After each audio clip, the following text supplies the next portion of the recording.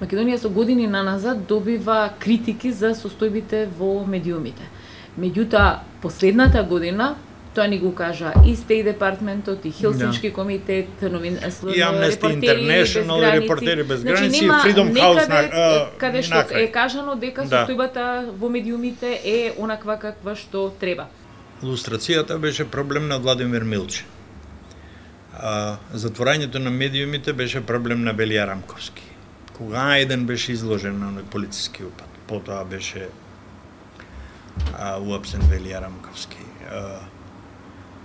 Потоа беа затворени весниците и така натаму и така натаму.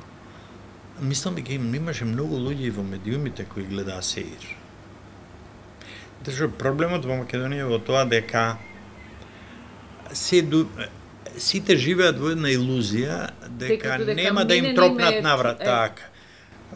Се сеќам стар прилепченец, он велеше се дури не им дојде јајцето на газот, не мрдаат и се обидуваат да некако да се засолнат под сенка. Бидејќи тоа се уште главно така, оваа власт може да го прави тоа што го прави. Зашто кога беше затворена А1, немаше доволно отпор, немаше доволно силен протест. И ако погледнете, од тогаш деновиве се случи нешто што според мене е најстрашно. Тоа е дека еден висок функционер на една политичка партија, Наталија Ивчева, премина во друга партија, чиј лидер е директен наредбодавец за апсењето на нејзиниот лидер. Се спомнуваат пари, ама ми се чини дека дури ни парите би рекол, не ја доловуваат перверзијата, моралната истрошеност на ваква ситуација во која јас одам и му изразувам покорност на оној што ми го уапсил лидерот и не само што го уапсил, го понижил и така натаму на мојот собствен лидер. Тоа е страшно. Знаете што? Во еднопартискиот систем во Македонија постоеше КПМ, Комунистичка партија на Македонија. Ја мислам дека денес, кога би се регистрирала, друга КПМ би била најмасовна политичка партија, Конвертитска партија на Македонија. Гледав деновиве кога се случи ова со Ивчева, колку премини има, колку партиски трансфери има направено. Има еден коментар таму, вели, ова вика го шие и Слободан Шашуле. Мислам дека тоа е на некој начин најстрашниот синдром на она што се случува. А тоа е дека луѓето се спремни на се. Страф е тоа или... Комбинација. Тоа е страф комбиниран со подкуп, со ветувања за ова или за она, заштита од кривичен прогон заради нешто што е направено. Тоа е една комбинација која се покажува многу ефикасна. Ако е само страф, тогаш може би гледале повеќе случаи на луѓе кои се повлекуваат во сенка, ама не се не учествуваат активно. Овде имате сега премини кои резултираат со активност. Се докажува послушноста, се докажува лојалноста, степенот на сервилност нема праг, просто нема дно. Така што станува дегутантно. Станува баш онака, стигнува до ниво на гнасност. Кои се причините власта зошто го прави ова? Дали може би најавениот широк опозицијски фронт, и да преминеме сега на таа тема, можат ли Љупчо и Бранко заедно, Бранко и Тачи заедно, и што е тоа што во овие коалиции ја плаши власта? Јас мислам дека власта повеќе од коалициите ја плаши економската ситуација. Мислам дека сиромаштијата, задолженоста, далеку повеќе ја плаши власта од коалициите. Тоа не значи дека јас ги потценувам коалициите, не значи дека априорно отфрлам можност за некаков јасен договор, меѓу Тачи, Црвенковски и Георгиевски, ако Тачи и Георгиевски имаат совработувано од 98 до 2002. Да, меѓутоа после тоа Тачи му делеше и чинови. Да. На Црвенковски. Да. Така што јас не знам докаде ќе ја возат таа работа. Во кој момент, да речеме, ќе излезат и ќе кажат ова се точките на кои ние се согласуваме, а ова се точките на кои имаме различни мислења. Мислам дека тоа треба да го направат, за да биде појасна работата. Зашто сега имате едно објаснение кој вика, ма пушти ги очајници, они не знаат како инаку, па сега ќе пробаат така. Второто објаснение е дека соочени со запустеноста на земјава, они одлучуваат дека разликите се помалку важни од она што е нужно да се направи, а тоа е да оваа власт си замине. Меѓутоа, сена се засега, мислам дека економската состојба на населението и на стопанството е таква што тоа навистина го плаши Груевски. Сериозно го плаши. Еве сега да го тргнеме, Груевски е неприкосновен во ВМРО-ДПМН, иако се испитували таму дали има можности за негов наследник. Меѓутоа, она што ги заинтригира луѓето беше наследникот на Црвенковски. Со ист број на гласови или поддршка се Шекеринска и Заев. Да, тоа личи како фина коска околу која сега амбициите на Шекеринска и Заев треба да се разбудат и да почнат тие ривалство тука едно да почне. Тоа мислам дека не можам да се оттргнам од тој впечаток, немам докази, се разбира. Како што не можам да се оттргнам од впечатокот дека процентите кај Бранко Црвенковски се редуцирани. Така што мислам дека мислите СДСМ има повисок рейтинг отколку Црвенковски? Не, тоа односно дека Бранко Црвенковски има понизок рейтинг отколку што фактички го има. Тоа е тоа. На која улица живеете во Скопје? Јас се уште живеам на 8 ударна бригада 20Б, не знам до кога, ама всушност улицата која ја сече оваа мала уличка во која живеам беше Максим Горки до неодамна, сега е тоа Никола Клюсев. Како се чувствува Владимир Милчин шетајќи се низ Скопје, низ центарот на Скопје, читајќи ги новите имињата на новите улици? Страшно. Јас сеќавам дека таа вечер која беше објавена одлуката за промена на улиците, тука баш негде кај што почнува Максим Горки, една група мои, мислам дека се моја генерација граѓани, онака вознемирено ме запреа и демек на која улица живее, знаеш ли ти дека таа е, не знам, Аминта Трети, ова е Никола Клюсев и така на.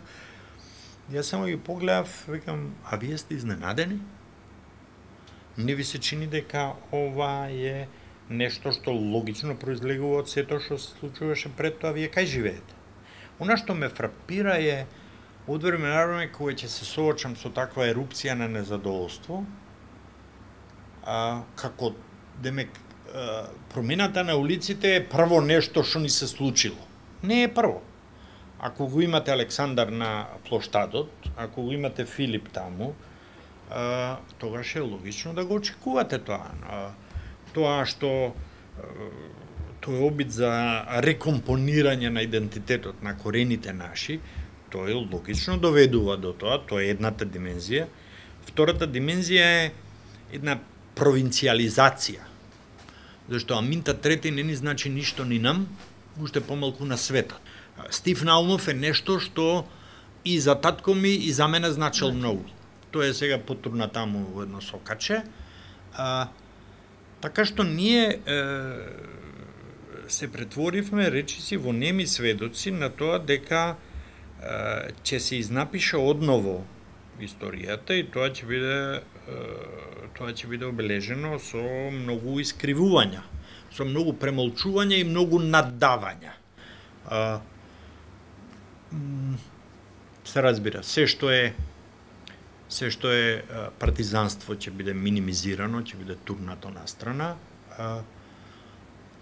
тоа нема се прави наеднаш, нема преку ноќ, ќе се случи вака кога Стефче Јакимовски ќе излезе и ќе каже јас сакам да направам споменик на Кузман Јосифовски Питу, кој е убиен негде по старите Скопје, не го паметат, тоа веќе не постои ложилница, што е на територија на општина Карпош, потоа нели ќе се јави некој и ќе каже не, ние ќе правиме во центар.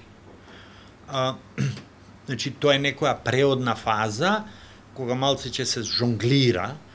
Меѓутоа, тоа бара многу нерви. И Силвана Бонева очигледно нема доволно силни нерви. И она ми е некако третата мрачна фигура од овие последни неколку месеци покрај Томе Аџиевски, Наталија Ивчева и Силвана Бонева со тоа е повеќе од ароганција, тоа е безобразие. Тоа што таа го направи во парламентот... Мислите за наградата за Киро Глигоров? Да, дебатата? Тоа што таа го изговори таму, тоа беше нешто што е под секое деражи. Ние се што сме чуле од пратениците. Меѓутоа, таков рафал, полн со отров, и што уште поважно, со невистини. Ако координаторот на пратеничката група во Собранието за првиот председател на Република Македонија говори на таков начин, тогаш што останува за општински собранија, за некакви јавни дебати и така натаму. Просто вулгарноста се излева и во институциите и на улиците. Тоа се претвара во еден вид насилство кое ги тера луѓето да се повлечат, да свиткаат врат, и кажат, па што, ако ме земат мене, кој знае што ќе изговорат за мене, ако за Киро Глигоров го говорат тоа. Господин Милчен, во Русија Путин донеса нов закон за невладините организации. Очекувате ли во Македонија да се случи такво нешто? Ништо не би ме изненадило. Ништо не би ме изненадило. Тоа е катастрофален. Невладините се третираат како државни непријатели сега таму, на некој начин. Да, апсолутно, како странски агентури.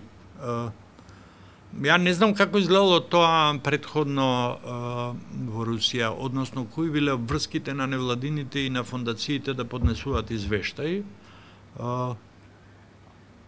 Меѓутоа, кај нас е приказната е јасна. Ние плаќаме даноци, објавуваме годишни извештаи, изворите на средствата и така натаму и така натаму. И како ќе биде многу интересно ако, да речеме, оваа фондација во која сега седиме, која не работи само со парите на Џорџ Сорос, туку со парите на американската влада, USAID, со парите на швајцарската влада, со парите на Европска унија. Јас досега не сум чул, освен на изјава вознемирена на премиерот, дека Соединетите американски држави, Европска унија, Швајцарија и така натаму се наши непријатели. Ако го кажат тоа, тогаш и нема да ме чуди да го направат тој потек. Таков потек да измислат некаков закон. Меѓутоа, нашата влада се уште, би рекол, има две лица. Едно лице е за предстранците, значи за надвор, и едно е за дома.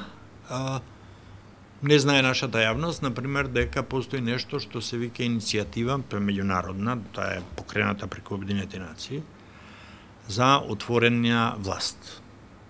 И дека Македонија и Хрватска се подписнички.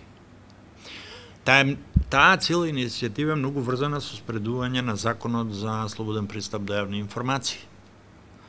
Ви имате ситуација во која владата на Република Македонија е подписник, а на друга страна имате и она оди, незини представници одат на меѓународни собири. Пред некој месец беше во Бразилија, во главниот град на Бразил тоа. Да, но што и да побарате како новинар, имено, сакам ви кажам. Државна тајна. Не само тоа, ние бевме минатата недела нападнати од еден колумнист кој е државен функционер, дека како тоа ние бараме одговори на такви прашања и толку одговори и дека ние сме парадржавна институција.